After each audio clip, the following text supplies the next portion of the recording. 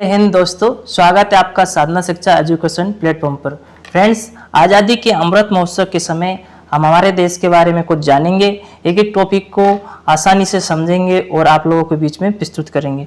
ठीक है फ्रेंड्स, इसको मैं शॉर्ट नोट्स की तरह भी आप लोगों को प्रोवाइड करा सकता था, लेकिन यहाँ पर आपको एक एक शब्द बताऊंगा और आवश्यकता पड़ने पर उसको एक्सप्लेन भी करूंगा। ठीक है, इसमें अलग अलग वीडियो में आपको मिल जाएगा और साथ में भी मिल जाएगा। ठीक है, इसमें स्थापना और तर्क को अपन देखेंगे, भारत का गणतंत्र देखेंगे और आरंभिक भारतीय सभ्यता को देखेंगे और सभ्यताओं का नवीनीकरण और भावी भारत को देखेंगे। ठीक है फ्रेंड्स, यहाँ पर अभी फिलहाल देखते हैं स्थापना और तर्क।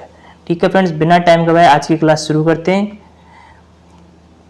स्थापना और तर्क, हम किस तरह से अपने देश को समझना चाहिए। देश आपसे विकसित होता है और आप देश के साथ साथ बढ़ते हैं। भारत एक ऐसी प्राचीन सभ्यता है जिसकी महान उपलब्धि और अनेक भूलों को एक साथ देखने का बड़ा आश्चर्य होता है। इस परिप्रेक्ष्य में एक भारतीय को अपने देश को समझना और भी कठिन हो जाता है। प्रारंभ से ही भारत ने श्रेष्ठतम चिंतकों को अपनी ओर आकृष्ट किया, उनमें दूर देशों के यात्री और विद्वान भी सम्मिलित थे। अनेक विद्वानों ने भारत पर प्रकाश डालने की कोशिश की और इस प्रक्रिया में भारत के लोगों, उनके इतिहास, संस्कृति, विश्वास और अर्थव्यवस्था, राजकारण और जीवन पद्धति के बारे में प्रत्यक्ष विवरण दिए। जो भारत ने ना हमेशा से ही जो विद्वान लोग थे उनको आकृष्ट किया, उनको अप्रिशिएट किया और इतिहास लिखने में शायद इसीलिए काफ़ी सुविधा हुई। ठीक है फ्रेंड्स, आगे देखते हैं। प्राचीन काल में भारत में आने वाले विदेशी यात्रियों ने, देखो प्राचीन काल में जो भारतीय यात्री आए थे उनके बारे में भी देख लीजिए। आपको इस वीडियो से मतलब बहुत कुछ सीखने को मिलेगा। ठीक है, थोड़ा सा समय जरूर देना पड़ेगा। प्राचीन काल में भारत में आने वाले विदेशी यात्रियों में चीनी बौद्ध भिक्षु का फासियन, ये कब आया था? 337 से 442 ईस्वी में। अब ये चंद्रगुप्त द्वितीय के शासनकाल में तीर्थ यात्रा में भारत में आए थे। किन के समय आया था? चंद्रगुप्त द्वितीय के शासनकाल में आया था। क्या नाम था? फासियन था। कब आया था? 337 से लेकर 442 ईस्वी तक। और ये कहाँ का यात्री था? चीनी बौद्ध। उन्होंने बौद्ध राज्यों के ऊपर एक लेख लिखा।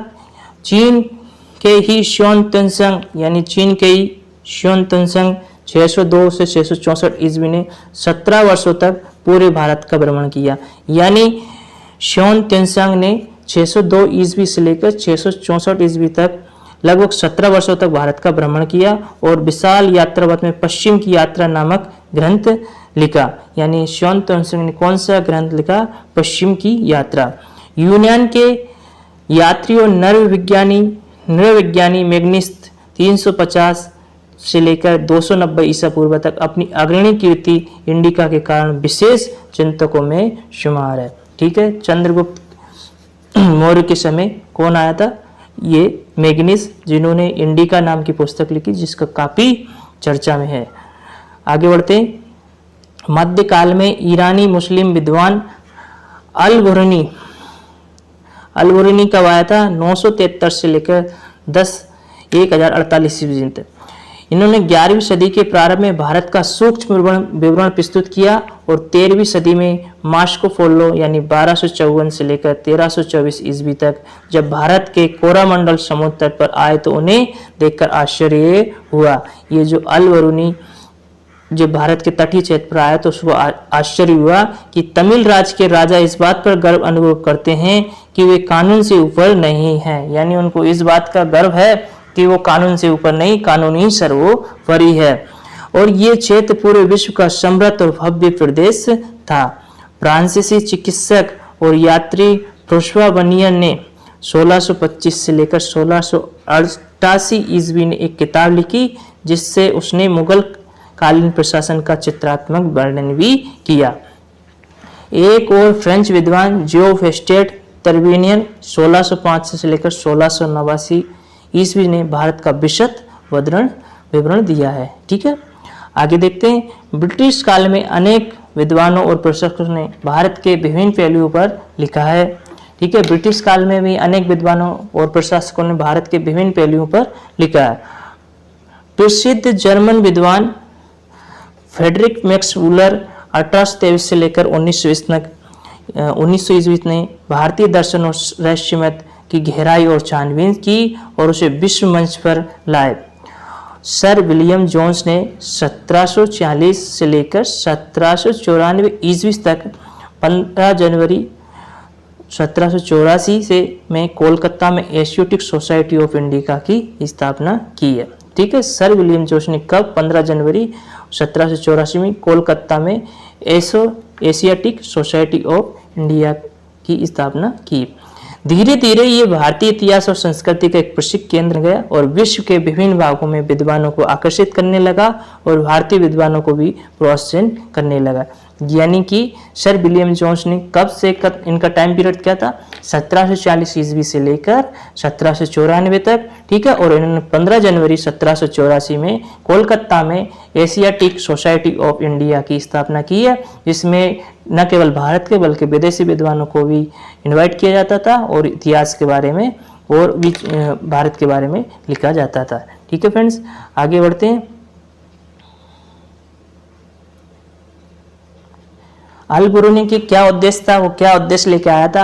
अल बिरूनी ने अपने कार्य विवरण इस प्रकार दिया, इससे उन लोगों की मदद मिलेगी जो हिंदुओं के साथ धार्मिक प्रश्न पर चर्चा करना चाहते हैं, तथा ये एक तरीके से उन लोगों के लिए सूचनाओं का एक संग्रह है जो उनसे जुड़ना चाहते हैं। आप अल बिरूनी की किताब उल हिंद को पढ़कर समझ सकते हैं कि क्या वास्तव में उनकी ये किताब उपयुक्त उद्देश्यों को पूरा करती है।